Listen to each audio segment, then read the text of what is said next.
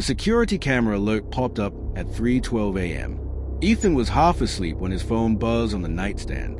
He reached for it, annoyed, his eyes barely open. He hadn't moved all night. No one else lived with him. There shouldn't have been any alerts. He tapped the notification. Motion detected living room camera. The video loaded slowly. At first, Ethan saw nothing wrong. The living room looked the same as always. Couch, coffee table, closed front door. The digital clock on the wall read 3:12 a.m. Then the timestamp froze. The clock on the wall kept ticking, but the timestamp in the corner stopped. Ethan sat up in bed. The camera feed kept playing, but time wasn't moving the way it should. A shadow appeared near the hallway. It wasn't cast by anything. The lights were off. The shadow stretched across the floor anyway, long and thin, moving slowly toward the camera. Ethan's heart started racing. Then the shadow stopped. Something stepped into view. It looked like Ethan. Same height, same build, same clothes he had worn earlier that day. But Ethan was still in bed. The figure in the video turned its head slowly and stared directly into the camera. Then it smiled. The video cut to black. Ethan dropped his phone. 2 hours earlier, the house had felt normal. Ethan had just moved into the place 3 weeks ago. A quiet neighborhood, clean streets, friendly neighbors who waved but didn't ask questions. The house was cheap, but not suspiciously cheap. The realtor said the previous owner moved suddenly for work. Ethan didn't think much about it. He worked night shift as a freelance video editor, so security cameras made him feel better. He installed 3 of them himself. One at the front door, one in the backyard, one in the living room facing the hallway. That camera was now sitting silent on his phone screen. After dinner, Ethan locked the doors, checked the cameras, and went to bed. Everything was fine. No alerts, no sounds. Until 3:12 a.m. Ethan slowly picked up his phone again. His hands were shaking now. He replayed the clip. The same thing happened. The timestamp froze. The shadow appeared. The figure stepped into view. His face, his smile. Ethan paused the video just as the figure looked at the camera. "That's not me," he whispered. His bedroom door creaked. Ethan froze. The sound was soft, like someone shifting their weight outside. He stared at the door, his heart pounding in his ears. "Hello," he called. No answer. He checked his phone again and switched to the hallway camera. The feed loaded. The hallway was empty, but the bedroom door, his door was open in the video. Ethan slowly turned his head and looked at his real bedroom door. It was closed, locked. His phone buzzed again. Motion detected living room camera. Ethan didn't want to look. He looked anyway. The living room camera was back on. The figure was closer now, standing just inches from the lens. Ethan could see details he hadn't before. The way the skin looked stretched. The eyes didn't blink. The smile didn't move naturally. The figure raised its hand and waved. Ethan's breath came out in a sharp gasp. "That's impossible," he said. The camera feed glitched. For a split second, the figure's face twisted like something underneath was pushing through. Then the video returned to normal. The living room was empty again. The timestamp jumped forward. 3:13 a.m. Ethan wiped sweat from his forehead. "Okay," he said quietly. "I'm just tired.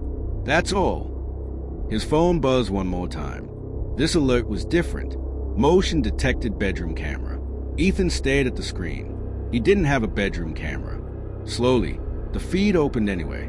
The view showed his bedroom, his bed, his nightstand, and Ethan lying there asleep. The camera angle was high, like it was mounted in the corner of the ceiling. Ethan screamed and dropped the phone. Behind him, the bedroom door handle began to turn. The door handle kept turning. Slow, careful, like whoever was on the other side wanted Ethan to hear every click inside the lock. Ethan backed away from the door until his legs hit the bed. His phone lay on the floor, screen still glowing from the impossible camera feed. On that screen, the version of him on the bed did not move. It just lay there, breathing slowly. Ethan's chest felt tight. "That's not me," he whispered. "That's not me." The handle stopped turning. For a few seconds, the room was silent again. Then the bedroom camera feed changed.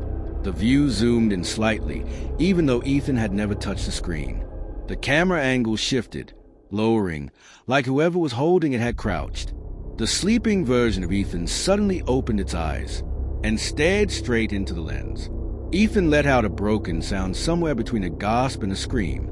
The phone vibrated violently on the floor. Motion detected living room camera. Ethan grabbed the phone and switched feeds. The living room was dark, but not empty. The front door was open. Cold air moved the curtains, making them sway slowly. The figure stood just inside the doorway now. The same shape, the same clothes. But this time, it wasn't smiling. Its head tilted, like it was listening. Behind Ethan, the door creaked open. Just an inch. Ethan spun around. The bedroom door was no longer fully closed. A thin line of darkness cut through the frame. Something stood on the other side, blocking the hallway light. "Stop," Ethan said, his voice shaking. "Whatever you are, stop." The darkness on the other side of the door moved. The door opened wider. Ethan saw his own face in the gap, but it was wrong. The eyes were too dark, the expression too empty. The skin looked tight, stretched in over bone, like a mask worn too long. "Why are you afraid?" the thing asked. It spoke in Ethan's voice. Ethan's knees gave out, and he fell onto the bed. "You're not real," he said. "You're just a glitch, a recording." The thing smiled. "That's what you thought last time, too." Ethan's head began to pound. Images flashed behind his eyes, standing in this room before, holding his phone, watching the same footage, calling someone, screaming. "No," he said. "I would remember." The thing stepped fully into the room. The air turned colder instantly. Ethan's breath fogged in front of his face. "You never do," the thing said softly. "That's the point." The phone buzzed again. Motion detected backyard camera. Ethan didn't want to look, but his thumb moved on its own.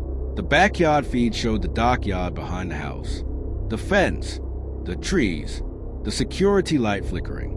Then Ethan appeared on the screen, standing outside, looking up at the camera, covered in date. The backyard version of him raised a hand and pointed at the house, at the bedroom, at Ethan.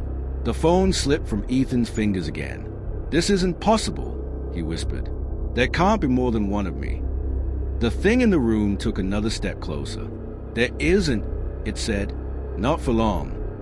Ethan scrambled off the bed and ran for the window. He threw it open, desperate for air, for noise, for anything real. Outside, the street was wrong. The houses across the road were dark.